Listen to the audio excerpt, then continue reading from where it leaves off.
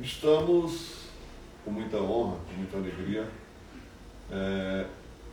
nos encontrando hoje, tá, com uma grande figura de Ceilândia que trabalhou muito como diretor de uma escola a qual ele fez muito bem, mas que tem uma história de vida fantástica. Vamos dizer, é quase, como diriam por aí, o senhor educação, porque sem educação um país não sobrevive. Tanto é que os países que realmente investem em educação cresceram muito, evoluíram muito. E no dia que o pessoal daqui se convencer, não sei se eles vão se convencer algum dia, mas no dia que eles se convencerem, a gente vai conseguir fazer um país que vale a pena, igual Suécia e por aí fora vai. Mas eu estou falando aqui do meu amigo professor Firmino Pereira Neto. E aí, professor Firmino, tudo tranquilo? Ô Antônio, tudo tranquilo. Recentemente recebi um convite do Antônio, né, amigo de longas datas. Eu não pude, falhar com ele. Então, o dever de ofício, tive que estar aqui presente para nós tocarmos algumas ideias, falarmos da vida, falarmos de educação, falarmos da Ceilândia, do poder. Isso. Quem é Firmino Pereira Neto? Eu sou professor, né? Sou professor, entrei na secretaria em 82, sou do concurso de 82, né? Fiz pedagogia e aí depois assumi, fui diretor da escola classe 22, em 85, um dos diretores mais novos, né? Tinha 21 anos quando virei diretor. Aí formei em cênicas, fiz teatro, educação artística, cênicas, fiz teatro. Mais para frente eu fiz graduação em didática do ensino superior. Aí depois tive uma curiosidade muito grande, né, sobre as questões pedagógicas, sobre os alunos, sobre os novos saberes, né? E aí eu fui obrigado a fazer um mestrado e posteriormente dando continuidade a essa curiosidade, não do ponto de vista de produzir conhecimento para a academia, mas do ponto de vista das respostas no dia a dia, das demandas da escola. Então terminei fazendo um doutorado. E agora estou aposentado. Você ficou quanto tempo na escola? Foram 38 anos de Secretaria de Educação. Tem uma vida, né? Uma vida. E sem contar com a ZEF. Nesse intervalo eu fiquei 10 anos lá na Associação dos Servidores da Formação Educacional. Pois é, Firmino, e aí, como diria uma coisa por aí, o que você anda aprontando hoje? Antônio, eu atualmente estou curtindo a vida, né? Talvez eu volte, estou esperando um tempo, né? Talvez eu volte a trabalhar, né, na universidade.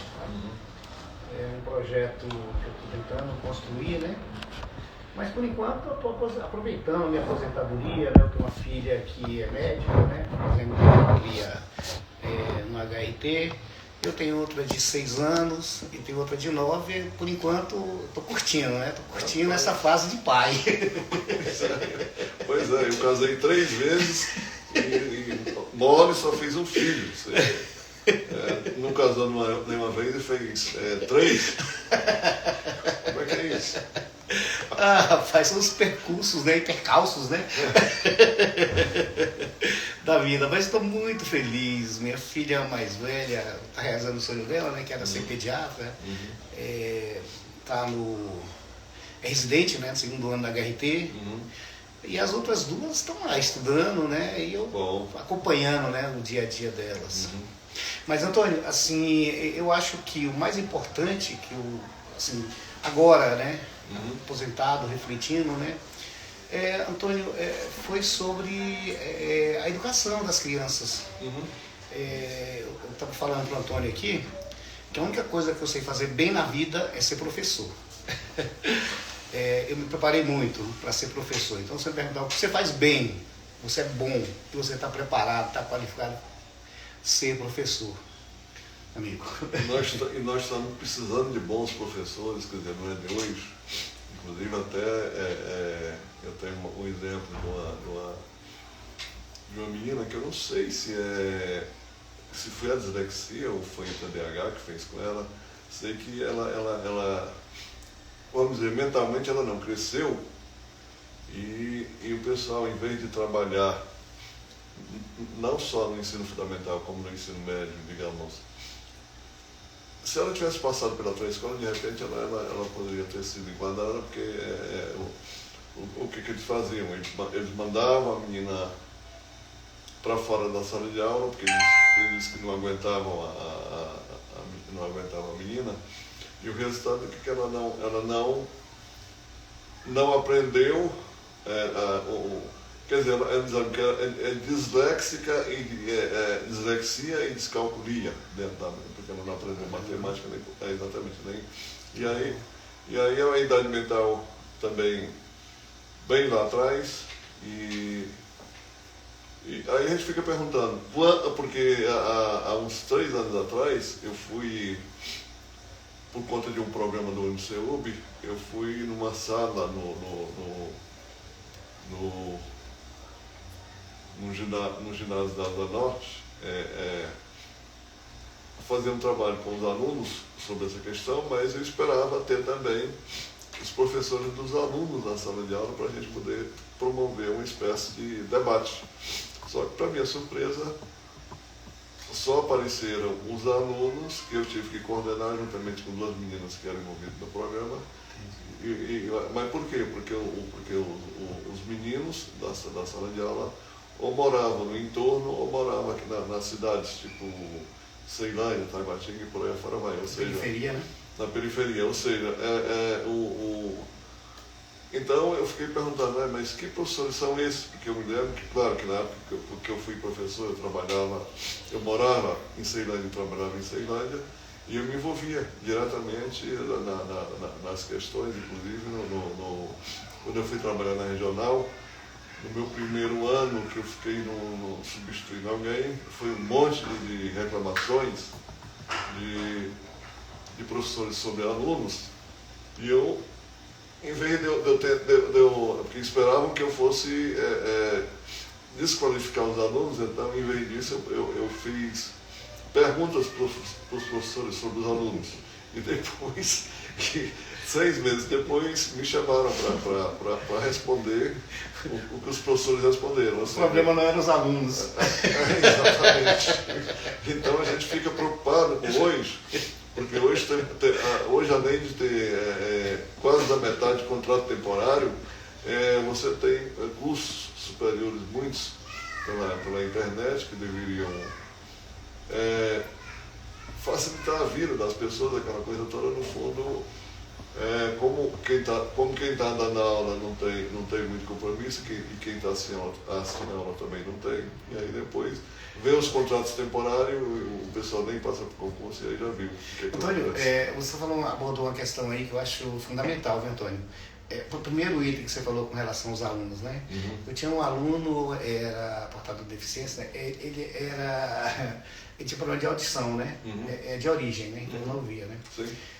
Mas era uma aluna, você veja o processo pedagógico, como é que funciona, se for bem, desde o início, se for bem trabalhado. Sim. A aluna, ela estudava no meio dos outros alunos, na turma de inclusão. Sim. No 2º ano do ensino médio. Uhum. O texto dela era muito bom, ela falava, ela lia os lábios, né? Uhum. E falava conosco, né? Normalmente. Sim, sim. Então você, só se você observasse, né? Assim que você iria, ou se alguém dissesse, você observar, depois você está com ela, né? Uhum. Você ia identificar essa situação. São chamados surdos oralizados. Perfeito. Engraçado que uma vez eu estava assistindo o DFTV, e aí quem eu vi no coral de surdos? Minha aluna. Estava lá no coral, rapaz. Eu fiquei assim impressionado, até reproduzir em sala de aula, né? Essa experiência da qual, inclusive, ela fazia parte. Eu achei muito legal. Então, isso aí que você colocou, eu fui diretor lá do Educacional 7, então lá nós tínhamos EJA, primeiro segmento, que é de 1ª a 4ª série, segundo segmento, que é de 5ª a 8ª série, terceiro segmento, que é do 1º ano até o 3º ano, nós tínhamos ensino fundamental do 6º ano até o 9º ano, e nós também tínhamos ensino médio. E 3 turmas de ensino especial de manhã e 3 turmas à tarde. Nós tínhamos mais ou menos uns 5.000 alunos, né? Sim. E uns 200 funcionários. na escola, né? Você pegou pesado. E a escola, onde é que ela ficava? Ela ficava no foco principal, entendeu? De tráfico de droga na Ceilândia, Sim, que sim. é 5/7, né? 21/23, correto? Então, assim, você falando dos seus desafios, né? Eu tive a oportunidade também de de trabalhar, né? De tentar construir um processo pedagógico onde você pega os alunos, valoriza eles e aí eles começam a descobrir que tem outras possibilidades, não é só o tráfico. Sim. Ele pode estudar, fazer curso superior, entendeu? E ter a profissão que ele eventualmente quiser. E aí nós tivemos algumas experiências assim incríveis, como por exemplo à noite, né? O aluno da EJA, ele, principalmente o do segundo grau, né? Ele não tem muita perspectiva. Assim, a ideia que se tem, né? É que ele vai lá para pegar um diploma e pronto. Termina o ensino médio e... Falar em diploma de ensino médio, ano passado, duas escolas aqui de Goiás venderam o diploma à torta e à direita, sem nem o pessoal aparecer perto da escola, para o Brasil inteiro. Caramba, isso é absurdo. Mas só retomando, Antônio, aí nós começamos a construir lá um processo de discussão sobre a possibilidade desse aluno ir para o ensino superior. A princípio, né, existia um certo ceticismo, né, entre os professores. Rapaz, mas depois, assim, na construção do processo pedagógico, né, e do empoderamento dos saberes pelos alunos, nós começamos com 5, no semestre 10, chegamos a colocar 60 alunos no semestre, entendeu, na universidade. E aí nós descobrimos o seguinte, que esses alunos que terminaram o ensino médio, eles foram para a faculdade, porque eles eram muito bons em algumas coisas, como por exemplo, vou dar um exemplo, o funcionário que trabalhava no escritório de contabilidade, ele conhecia toda a praxis, entendeu? Do dia a dia do escritório de contabilidade, mas não era contador. Era usureia seca que fazia o serviço de contador. Quando ele foi fazer o curso de contabilidade, ele já tinha todos os saberes necessários, entendeu, para o dia a dia. Então esses alunos, eles foram se aprofundando, entendeu, nesses conhecimentos, e aí foram adquirindo status nas empresas, nas próprias empresas que eles trabalhavam, porque eles já tinham conhecimento. Eles não tinham reconhecimento da academia, porque não tinham título da academia, correto? E quando nós proporcionamos isso para esses alunos, quem ficou mais feliz na escola foram os professores. Criou-se um coletivo de discussão, entendeu, na escola dos professores, que eles se sentiam realizados pelo fato de terem muitos alunos, encontrado alunos e eles concluindo o curso de faculdade. Você vê o poder, né, da educação. No ensino médio, nós continuamos também. A gente botava uma média de 5 alunos, né, 10, e aí estávamos colocando, entendeu? Estávamos trabalhando com mais de 150 alunos entrando para a universidade. Bom. Então, no total, nós passávamos de 200, que era o total de alunos que todo ano a escola enviava para a universidade, correto? Mas e eu estava, Antônio, contando... 5.000 alunos é muita coisa. Isso mesmo. É porque geralmente eles estavam distribuídos, né, nas séries, né? Sim. Então, o total volume que saía por ano da escola estava na média de uns 300. Era o que nós formávamos, né, todo ano. Agora, tem uma coisa legal. No meu retorno, eu estava dando aula lá numa escola de Ceilândia, médio 2. E estávamos organizando o planejamento pedagógico, né? E uma professora, também de cênicas, cara, aquela senhora linda, preocupada, sonhando em botar os alunos na universidade. Rapaz, aquilo me comoveu tanto, entendeu? Eu virei fã, sabe quando você vira fã de uma colega? Sim. A preocupação delas, né? Do grupo de professores de português e matemática, né? Química, física, geografia, o sonho deles era o sonho de os alunos estarem na universidade. E é legal como a gente termina, né, sonhando junto com eles, né? Nós tínhamos o caso de uma aluna lá, que a gente conversando, né, ela queria ser médica, né, queria fazer medicina, mas não acreditava nela, né? E aí eu peguei a pontuação dela do PAS, do primeiro e segundo ano, né? Olhei a pontuação dela e disse, olha, você não vai fazer enfermagem, você vai fazer medicina. Ela falou, não, professor, é porque eu não sei, não tenho condições. Quer dizer, você vê, as pessoas da periferia nem sempre acreditam nos seus sonhos, né? Que é possível, né? E aí, rapaz, eu tive que fazer uma campanha com os colegas professores. Você sabe chegar para os de português, né? Que todo mundo gosta, de matemática, né? Aqueles, os caras da escola. Mas nós éramos muito amigos, não tinha lá esse processo de discussão não, né? Mas no subjetivo do aluno termina tendo. E a gente fazendo uma campanha para ela, todos fomos lá, você tem que fazer medicina, tem que fazer medicina, né? E ela fez. Fez no PAS, fez no Enem Medicina, né? E passou. Bom. Lá do Senhor, passou para medicina. Nossa. Entendeu? E obviamente se garantiu no Enem, né? Fez para enfermagem no Enem e passou também no Enem. Mas a família veio agradecer a gente, tá entendendo? Pela pressão, pelo fato de ter reconhecido que ela tinha as condições objetivas, né, para realizar o sonho dela, né? E aí, a gente na escola, a gente vai construindo, né? Vai construindo esses sonhos, né? Eu acho isso assim lindo, aqueles olhinhos brilhando quando você vai dar aula, sabe? Aqueles olhinhos brilhando, fixos em você, sabe? Curiosos para ver o que você vai falar, Tony. Eu me empolgo com isso até hoje. Eu como não via nada... Você tem uma facilidade que nós não temos, você tem uma audição e você tem a possibilidade de ouvir, entendeu? O tom de voz, os sentimentos através da voz. Mas não, eu estou brincando contigo, mas acontece que, infelizmente, em função do passado, digamos, dos pais, desse pessoal, como essa menina que você está falando, vamos dizer, eles não foram bem tratados na função que ocupavam. E inclusive nós tivemos uma professora, uma advogada, Josefina Serra, que foi negra e passou por vários lugares trabalhando como empregada e nem recebeu salário. Tanto é que ela acho que nem casou, mas grande parte desse pessoal casou, ou por necessidade, ou sabe lá por quê. Aí de repente botaram filhos no mundo e aí nunca se sentiram, vamos dizer, capazes de dar essa força que os professores dão na escola para que esses meninos consigam fazer.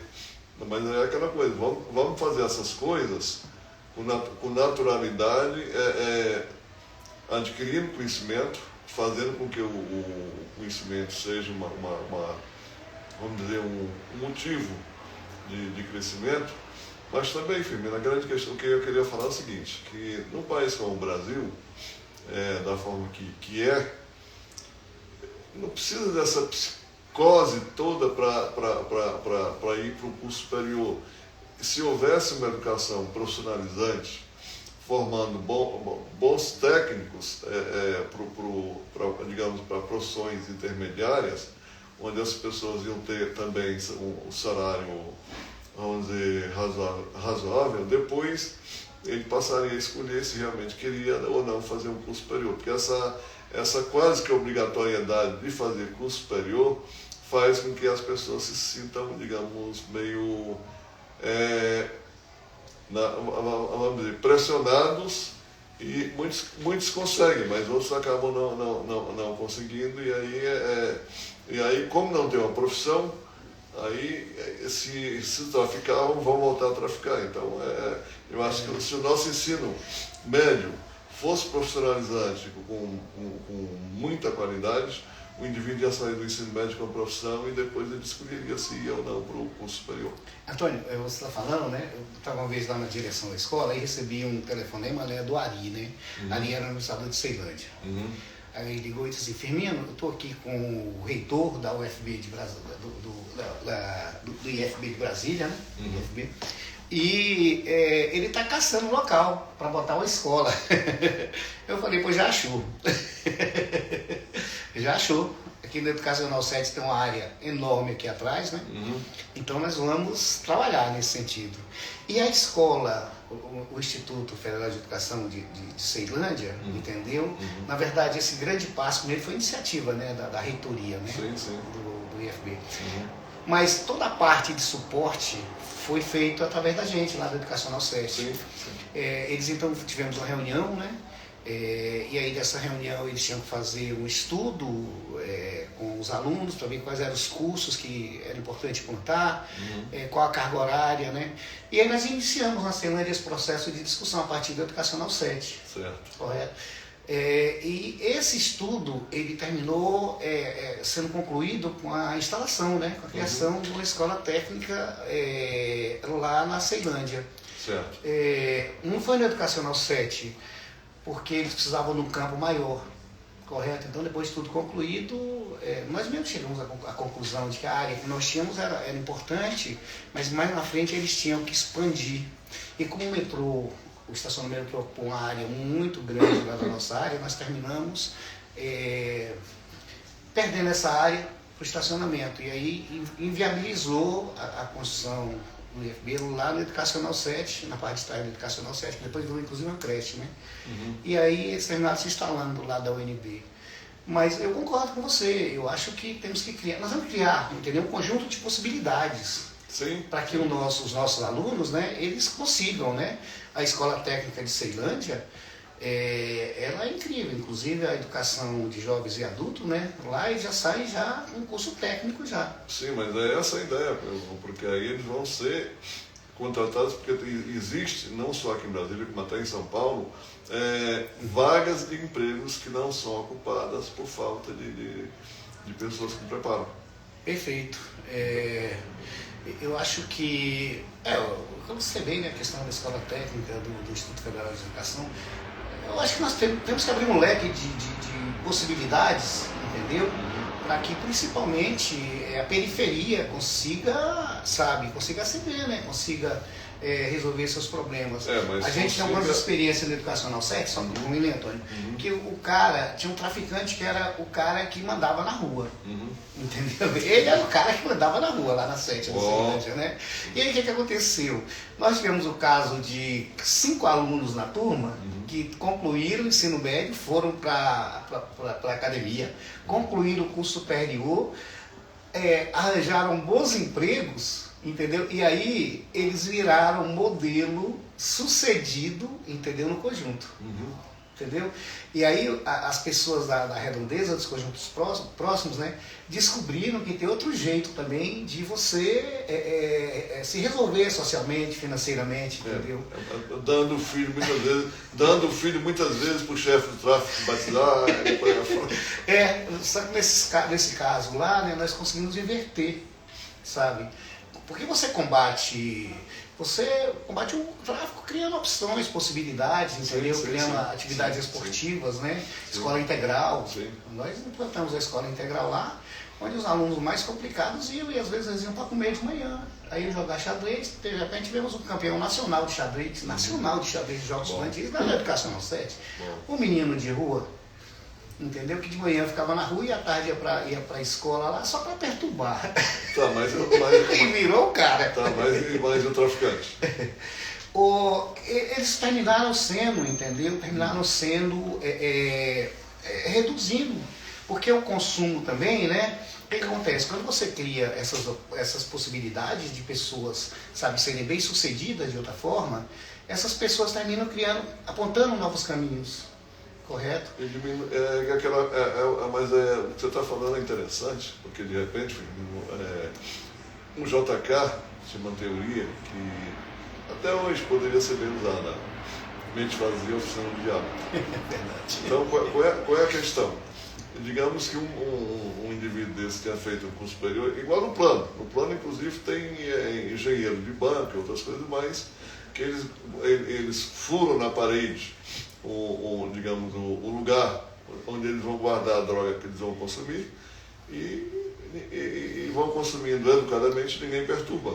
Agora, essa brincadeira de tráfico, que é feito mais com o pessoal da periferia, inclusive no Rio de Janeiro, PCC, Comando Vermelho, por aí afora vai, virou uma bagunça. Quer dizer, o país que mais tem lei, não se organiza e o crime se organiza com a maior facilidade do mundo. Mas por quê? Por causa do tratamento das pessoas, iludir as pessoas, para as pessoas acharem que, como não dão conta de nada, viram escravos deles, muitas vezes devem dinheiro das drogas e eles matam para o indivíduo pagar a suposta dívida e outra coisa. Se houvesse, que houve até o Supremo, 40 gramas de droga não é crime, aquela coisa toda, em vez disso, se houvesse uma liberação bem disciplinada, para a droga ser vendida na farmácia, conforme o indivíduo precisasse, é um negócio meio doido, mas algumas pessoas defendem, eles, de repente, na medida em que a droga é vendida na farmácia, o tráfico se acabaria, porque e ainda seria pago imposto. Então, imposto quebra as bocas. Mas, Antônio, eu acho que isso é um tema para a gente... Tem que ser outra live. Sim, eu concordo. Tem que ser outra live para tratar só dessa temática das drogas. Mas né? eu só estou colocando que na medida em que as pessoas... que é igual, por exemplo, as empresas que trabalham hoje na perspectiva do mundo corporativo, onde todo mundo é valorizado, se isso virasse digamos, expandisse para dentro da sociedade, esses problemas, de repente, seriam bastante minimizados. Então, como você disse, a escola fazia com que os alunos se sentissem valorizados, e aí eles evoluiriam, porque o Lula tem essa psicose de curso superior, mas que você sabe que nessa brincadeira toda houve um aumento enorme hoje tem faculdade para dar com pau, por conta dessa brincadeira de ProUni e outras coisas mais, e não precisaria de tanta faculdade, mas sim, em vez de tanta faculdade, mais qualidade. Pois é, Antônio, eu até concordo com você, mas assim, só fazendo uma reflexão sobre essa temática. Se você, na sua comunidade, veja bem, Antônio, eu estou falando, você pega uma comunidade que você tinha 5 alunos que iam para a academia e você passa a botar 300 porque a EJA, no caso, ela é semestral, né? Não, Você bota 300. Rapaz, em 5 anos, tá entendendo? Aquela área lá é uma área porque você sabe que o tráfico, né, ela existe principalmente onde você não tem, as pessoas não têm o mínimo de condição de sobrevivência, né? Ela se instala por conta dessa questão, principalmente. Quando você estabelece uma discussão de forma qualificada sobre o que é a droga, quando os próprios moradores, correto, eles têm noção do que é aquilo, e quando eles veem que tem outro caminho, correto? Porque uma coisa é você não ter opção. Eu tenho que vender droga, eu vou usar droga, correto, e ponto final, porque eu não tenho opção. A outra coisa é você criar uma segunda opção. Você tem esse caminho, mas você pode ter esse outro caminho, que é o caminho de você se estabelecer, correto, construir patrimônio, a partir do momento que você termina o seu curso médio, termina o curso superior e tem um emprego de boa qualidade. Na verdade, a maioria daqueles meninos nossos lá, Antônio, eles foram para a faculdade, mas como eles já tinham estágio, que é outra coisa interessante, é o estágio, né? No ensino médio e ensino superior. Eles, assim, a maioria dos alunos tinham estágio. Aliás, que está virando está virando indústria, e inclusive essa história do jovem aprendiz, hoje em dia... Estão sendo muito explorados por aí, viu? Essa coisa precisa realmente... Por aí, eu tenho visto... Estão sendo muito explorados, jovem aprendiz por aí, viu? Virou escravidão também. Sim, é isso que eu queria te falar. Mas aí eles têm um salto do ensino médio, tá entendendo, para o ensino superior. Quando eles têm um salto do ensino médio para o ensino superior, a partir do curso que eles fazem, eles já abrem entendeu, as portas para entrar no mercado de trabalho. Inclusive na empresa deles. Isso. Então, quando eles terminam o curso superior, eles já entram na empresa, já são absorvidos pela empresa, porque a empresa conhece ele, né? Se ele continua como jovem aprendiz lá, é porque ele conhece ele do ensino médio, do ensino superior, e posteriormente já sabe o perfil que ele vai ser como profissional. Pois é, agora tem as contratações via MEI também, né? Mas eu queria abrir um parênteses, viu, Antônio, sobre a questão dos contratos temporários, viu? Rapaz, se você tem contrato temporário e a escola não tem um projeto pedagógico consistente de qualidade, Antônio, a coisa desanda. Eu vou dar um exemplo de uma escola que eu trabalhei. A escola botava uma média de 100 alunos na universidade. E tinha uma professora que ela era quem botava pilha em todo mundo, sabe? Aquela que empolgava, né? Ela amava o que ela fazia, ela nos empolgava a todos, né? E eu me aposentei, né? No intervalo que eu me aposentei, ela mudou de escola. Rapaz, eu não vi os índices da escola que eu trabalhava não, mas a escola que ela está trabalhando, ela pulou de 5 alunos, botava 5 alunos na academia, botou 67 esse ano. Ela está lá 2 anos na escola. Firmino, uma pessoa dessa merece, inclusive, uma live, porque... Não, porque é aquela coisa, nós precisamos... Vou convidá-la, ela vai vir com o maior prazer. Veja bem, nós não precisamos de ídolos, nós precisamos de referências. Perfeito. Então é essa a questão. Perfeito, vou convidá-la, viu? Acho que ela vai ter o maior prazer de contar a experiência dela. Eu estou muito empolgado quando a minha amiga me falou, né? Disse, Firmino, olha o resultado dessa escola aqui, antes da professora ir para essa escola. Que trabalhava com a gente lá nessa anterior, né? E olha o pulo que deu, entendeu? De alunos que entraram na universidade. Eu olhei e disse assim, mas não podia, dela não poderíamos esperar, né? Menos, né? Então, Antônio, são essas pessoas, né, e o projeto pedagógico da escola que constrói essa possibilidade do aluno ingressar, né, na universidade, da escola técnica, correto? Está qualificado para isso. E eu acho que, como a massa, né, Antônio, a massa da Secretaria de Educação tem escola que só a equipe da direção que é do quadro, viu? O restante tudo contrato temporário.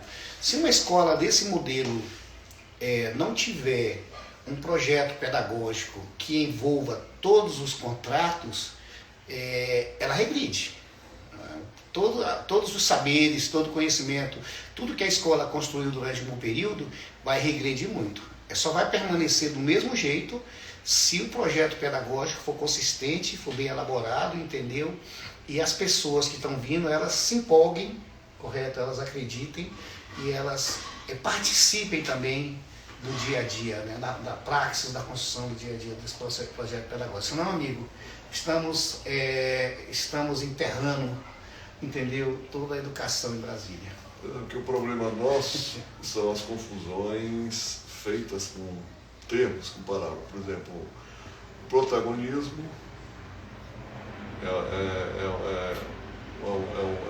uma condição ou um estágio no qual você se inclui.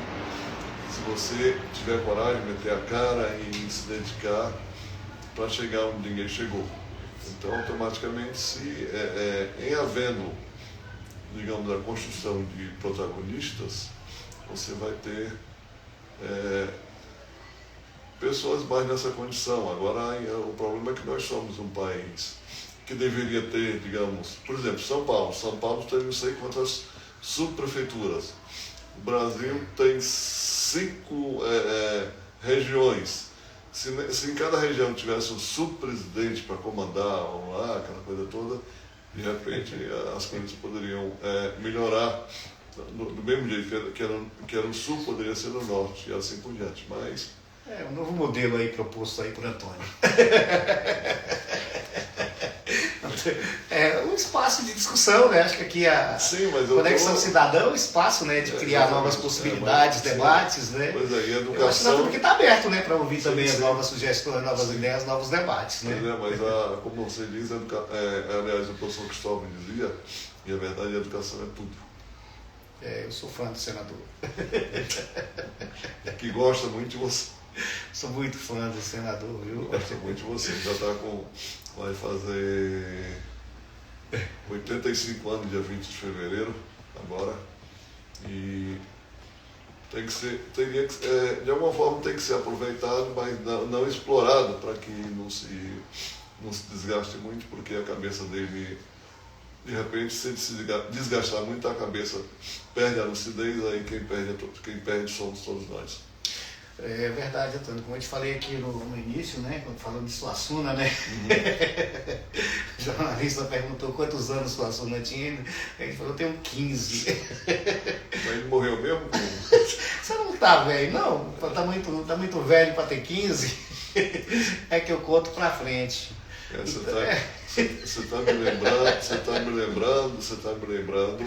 é porque infelizmente no Brasil os conceitos são muito defeituosos porque são feitos a partir de preconceitos da pior qualidade. É verdade. Então uma pessoa lançou um livro sobre a questão da eutanásia, ou seja, da morte, que você escolhe o jeito, aquela coisa toda, com a ajuda E aí ele falou que tinha 3 tipos de gente que poderia se enquadrar nisso. Uns é aquelas pessoas que têm doença incurável, aquela coisa toda. Perfeito. O outro é o indivíduo que se sentisse velho demais. E o outro seria aqueles com profundas incapacidades.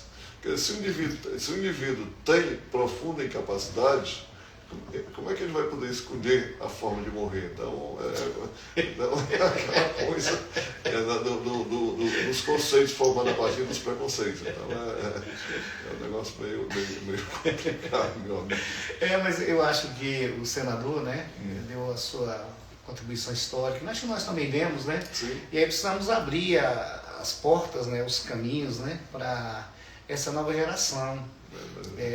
Mas eu ainda quero. Não, nós temos que dar a nossa contribuição, né? Porque nós temos o que eles não têm, né? A experiência, né? Tanto é que me dizem.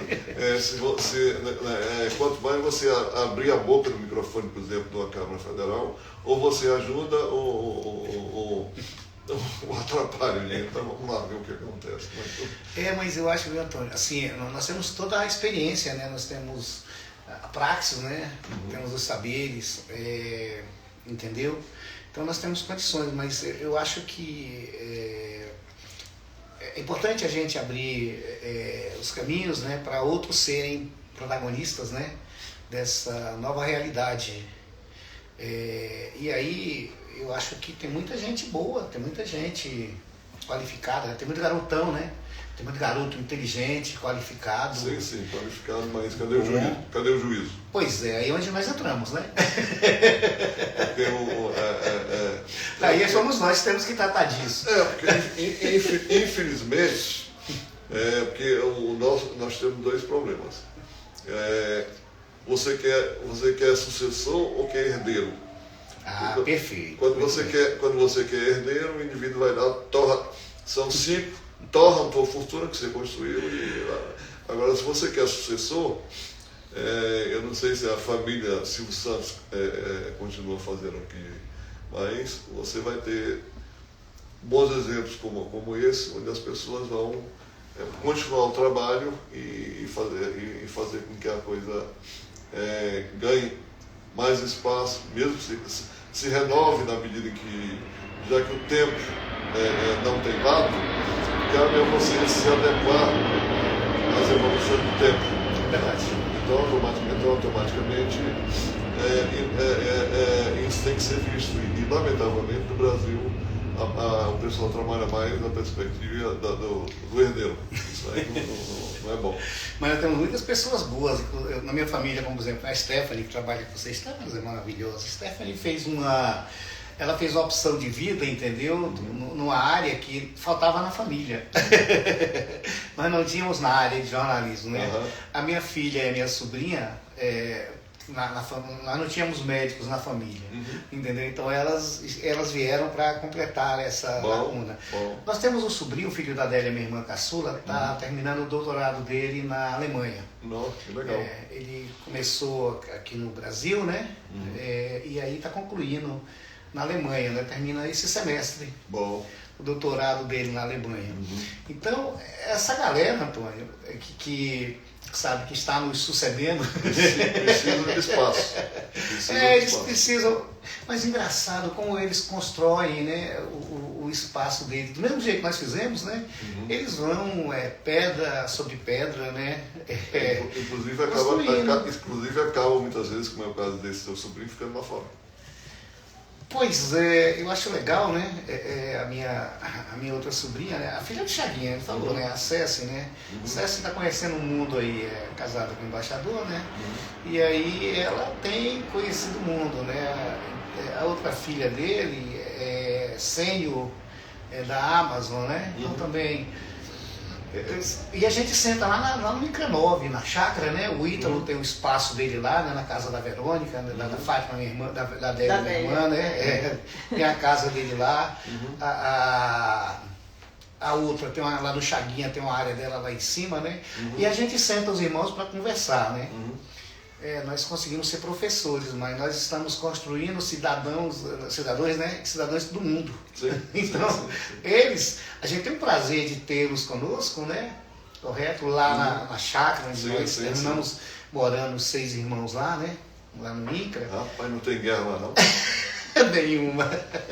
E os nossos filhos, eles são cidadãos do mundo, né?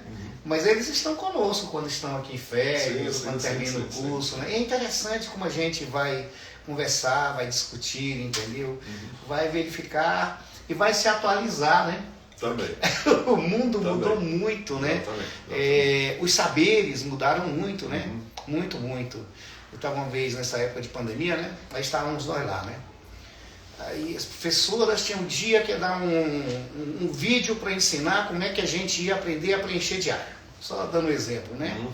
Aí um professor novato, lá um contrato temporário novato, novinho devia ter uns 22 anos, né? Falou, não, professora, a senhora vai lá, e aí vocês, professores, só entram lá no YouTube, vocês entram no vídeo tal, que vocês têm lá o tutorial, e vocês vão aprender o tutorial, né? E aquilo me incomodou, né? Apesar de eu dominar muito bem essas ferramentas, né?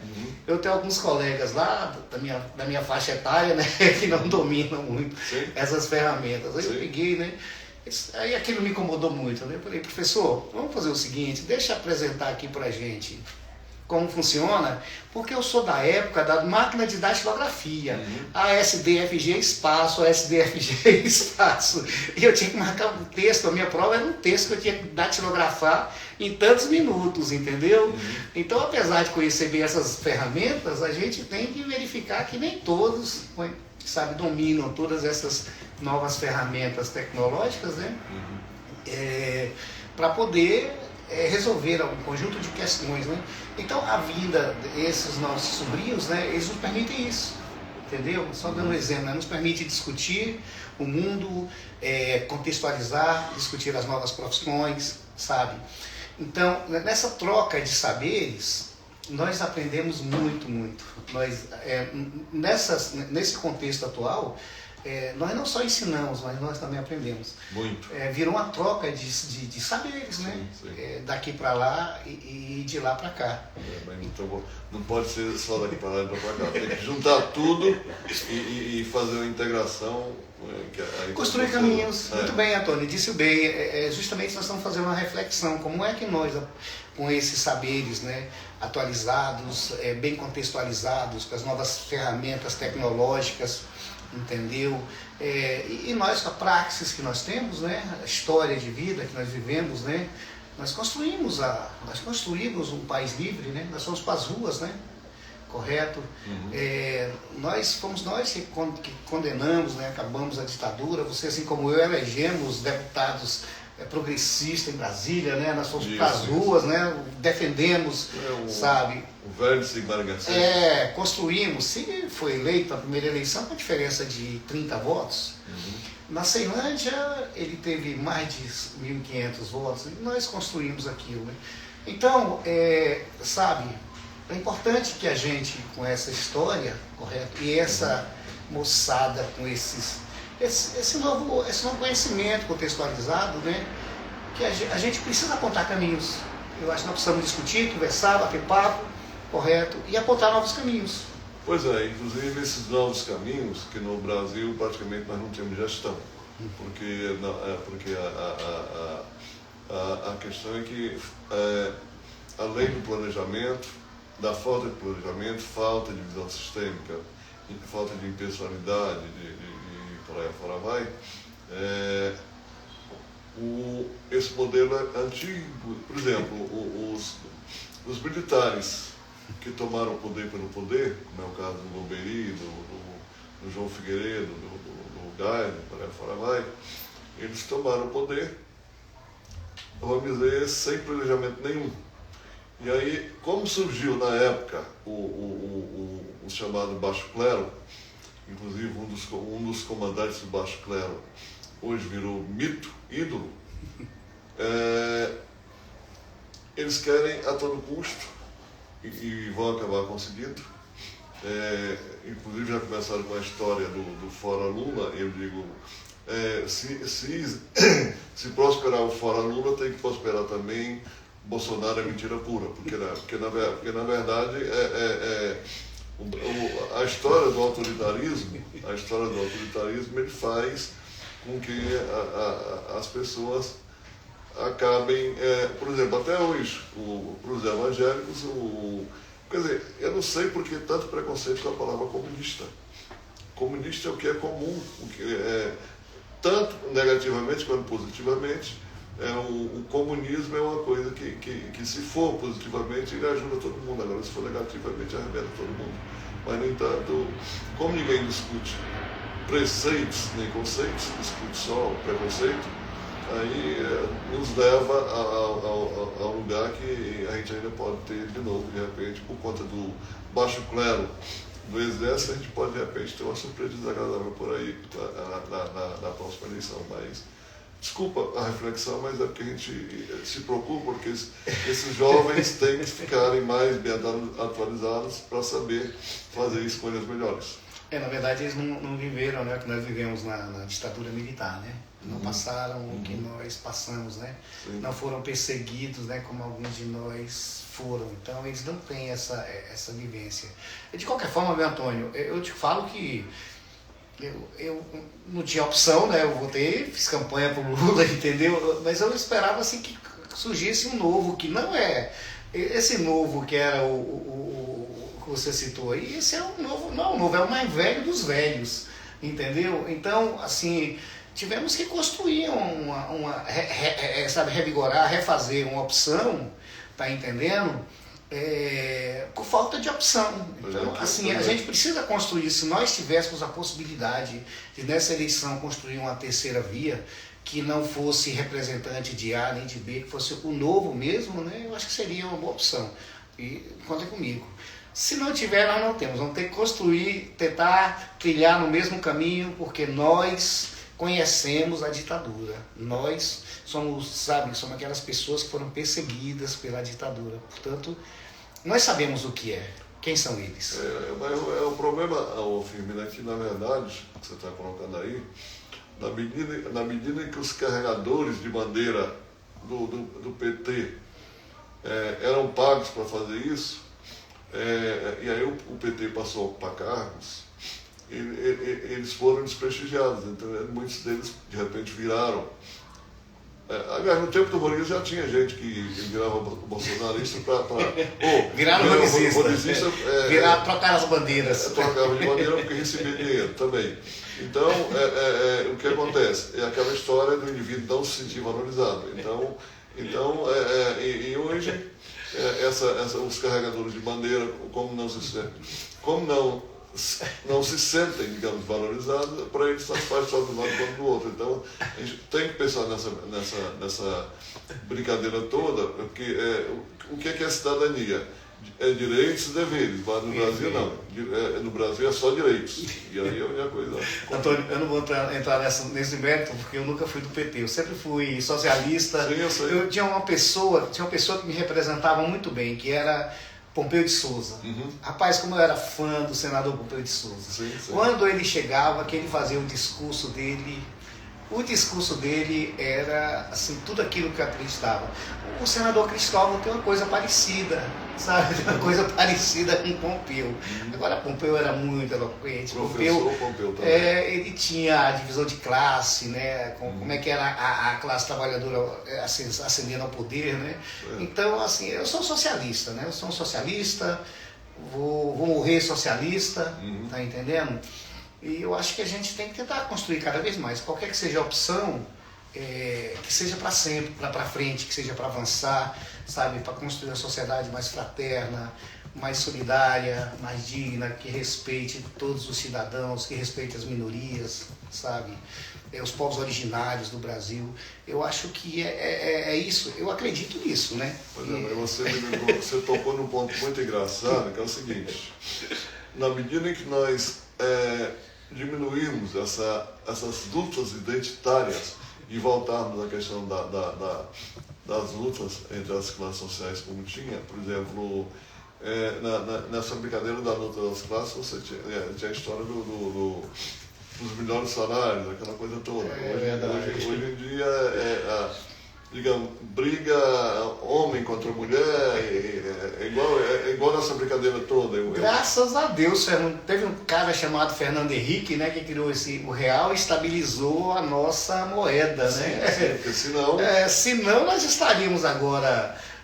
Na época a inflação de 100% ao mês, né? Sim. Na época do salário.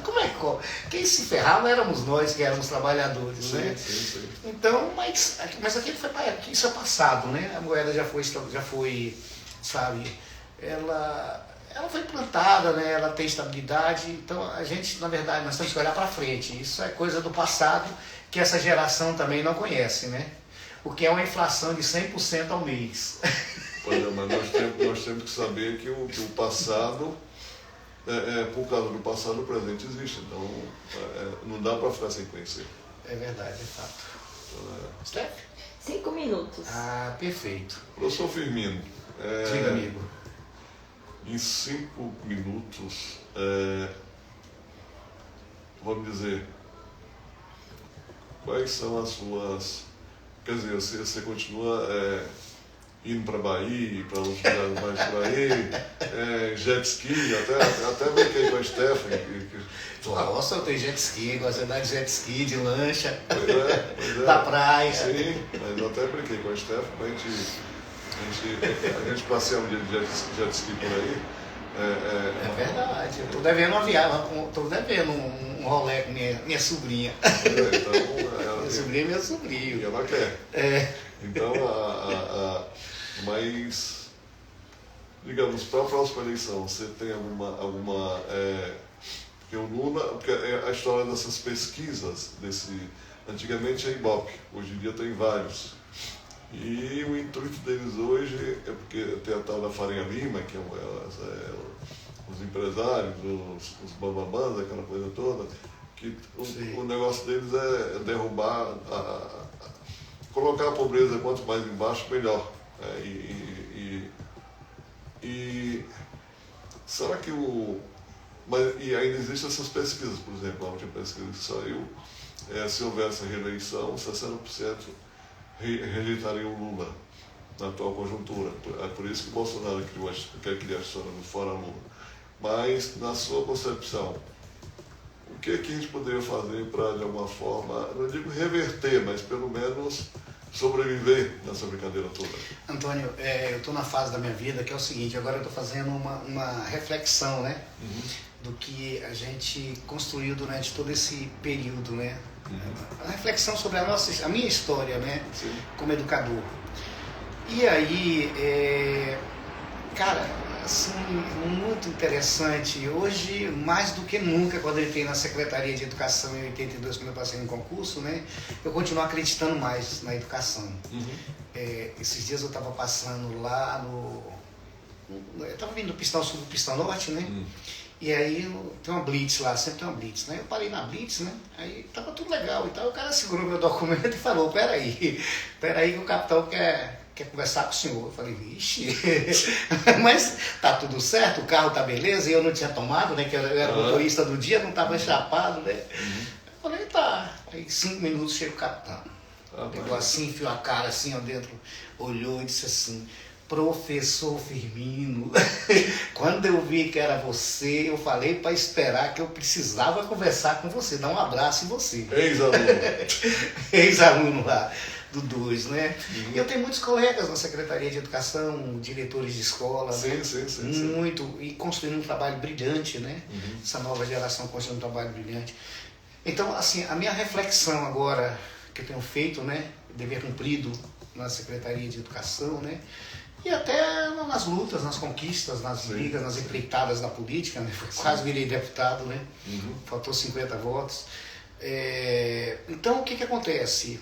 Estou fazendo uma reflexão, né, daquilo que a gente construiu, entendeu? E assim, eu tenho observado que o saldo é muito positivo. Assim, os sonhos que eu tinha foram sonhados juntos com um conjunto de pessoas, de professores, de alunos, de amigos da família, né? E esse sonho que sonhamos junto, ele terminou se transformando em realidade. E a gente constata isso no dia a dia pelas pessoas, pelos amigos que foram ex-alunos, né? Que a gente encontra na rua, conversa com eles.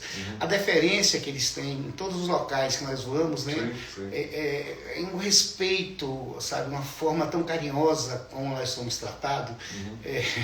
Eu fui chamado para uma festa de 90 anos de uma servidora lá em Planaltina, que eu não posso faltar. Ela é servidora da Secretaria de Educação, entendeu? Está aposentada aí uns 30 anos, mas ela quer que eu vá. Ela era minha amiga na ZEF, né? E ela quer que eu vá, eu tenho que ir, né? Entendeu? Então, esse saldo, viu, assim, é muito positivo. É missão cumprida. Missão cumprida como educador, sabe? Eu estou muito feliz com isso. Mas eu também não me cansei ainda. Eu acho que eu tenho que continuar uma empreitada, porque a gente tem muitos amigos, né? Uma empreitada no sentido de construir os caminhos para o Brasil. O Brasil teve um período muito ruim durante 4 anos, período de retrocesso, sabe? Coisas assim inimagináveis nós vimos e terminou sendo uma coisa natural, né? E eu tenho muitos amigos que votaram no candidato A, candidato B, né? Amigos de infância, né? E aí eu fui conversar com eles, Antônio, eu sempre tive uma conversa com eles, né? Me apresentava o candidato deles, né? Eu falei, amigo, eu não posso votar nele. Esse cara gastou a aposentadoria de professor, cortou verba das universidades, é preconceituoso, bate na imprensa, entendeu? Então, todas essas coisas me impedem, assim, do ponto de vista ético, do ponto de vista histórico, fere minha história, tudo isso. Portanto, eu não tenho condições morais nenhuma de fazer, sabe, de estar com essa pessoa. Agora não tem opção, vou ter que ficar com o outro. Vou ter que ficar com o outro e fazer o possível, entendeu? E eu queria que a gente, no mínimo, tivesse um debate ético entre nós, o que não aconteceu, né? A baixaria terminou rolando. Mas eu sempre insisti, entendeu? No discurso sério, correto, ético, entendeu? Mas muitos dos amigos terminaram fazendo outra opção, né? Diferenciada, né? Então, Antônio, assim, eu espero que a gente construa um caminho que seja para o melhor para o Brasil, que não é a opção do retrocesso, como eu já disse, né? Já fomos vítimas, eu fui vítima da ditadura militar, correto? Então, temos que avançar para frente. Se porventura a coisa só criar essa opção, nós vamos ter que construir essa opção. O ideal seria que tivéssemos uma ideia nova, pessoas novas com projetos novos, né? Seria o ideal. Não tendo essa possibilidade, vamos continuar nessa jornada, porque a permanência de todas as conquistas continua sendo do ponto de vista progressista, né? Esse é o nosso lado. Nós sempre estaremos nele. Pois é, mas o que é igual o Zagalo quando morreu, ele disse que ele era conservador e progressista. Isso não existe. Pois é, o problema é esse, tem que existir. Porque é um meio termo, infelizmente o PSDB se acabou por causa dessa brincadeira, porque não sabia também o que era, em vez de construir pontes, de alguma forma disseram, ficaram em cima do muro e agora estão indo embora. Então, fisiologismo também, né? Fisiologismo. Pois é, mas o problema é esse, é que nós não sabemos, quando o indivíduo se posiciona, se ele está sendo fisiologista ou ideologista, justamente por causa da confusão, as confusões conceituais que existem no Brasil. Antônio, eu vou só fazer um parênteses no que você falou. Essas coisas acontecem assim quando são pessoas que não são referência na sociedade. Como, por exemplo, você é referência, eu sou referência. Então você tem uma história, correto? Eu tenho uma história. Chaguinha, meu irmão, tem uma história. Então nós temos uma história que está bem definida no nosso campo. Entendeu? Você é uma pessoa que o seu campo, a sua história é definida, o seu campo é o de cá, é o progressista. Você jamais vai flertar por outros caminhos, do mesmo jeito a gente.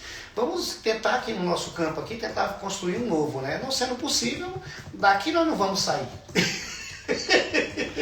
Nós não precisamos. Vamos mexer com o que temos. Nós não precisamos. É igual, por exemplo, a minha aposentadoria foi acompanhada por uma ex-aluna do Compacto, que é vice-diretora da Escola Técnica de Santa Maria hoje. Então ela acompanhou o passo a passo inteiro da minha aposentadoria, até conseguir uma aposentadoria que tivesse. Lindo, hein? Pois é, então a gente colhe o que planta. É por aí. O problema é que a maioria das pessoas querem colher sem plantar. É verdade. Isso é complicado. Mas eu quero, acima de tudo, te agradecer por esta, entre outras oportunidades que nós vamos ter para conversar. Inclusive, amanhã, eu estou lá na TV Comunitária de Ceilândia, fazendo um programa com o Oscar Silva, que é presidente regional do PDC.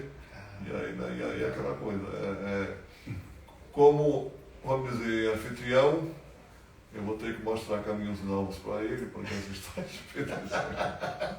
E vamos. E de repente o Ibanez está querendo continuar com o metrô,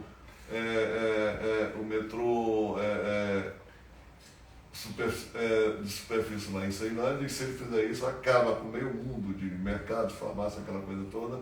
Só que temos que ver também se o metrô subterrâneo seria possível baseado em estudos técnicos, porque, por exemplo, os lençóis freáticos e outras coisas mais podem... Ele tem razão. Então, mas eu prefiro que não se acabe os mercados, as farmácias, e que se arrume, e já que a tecnologia está tão evoluída, a IA, como dizem por aí, que se encontre maneiras de fazer um metrô subterrâneo lá de onde está até o final da expansão do setor. Então, contem comigo, já coloquei para o Eduardo Gonçalves, que é o dono do jornal Ceilandês, e vamos. De repente eu até volto para a Ceilândia nessa brincadeira toda. Maravilha. Então, eu te agradeço muito e que Deus nos abençoe para que a gente continue sendo, não sei se referência, mas pelo menos inspiradores de coisas interessantes a serem feitas. Amém. Obrigado, Stephanie.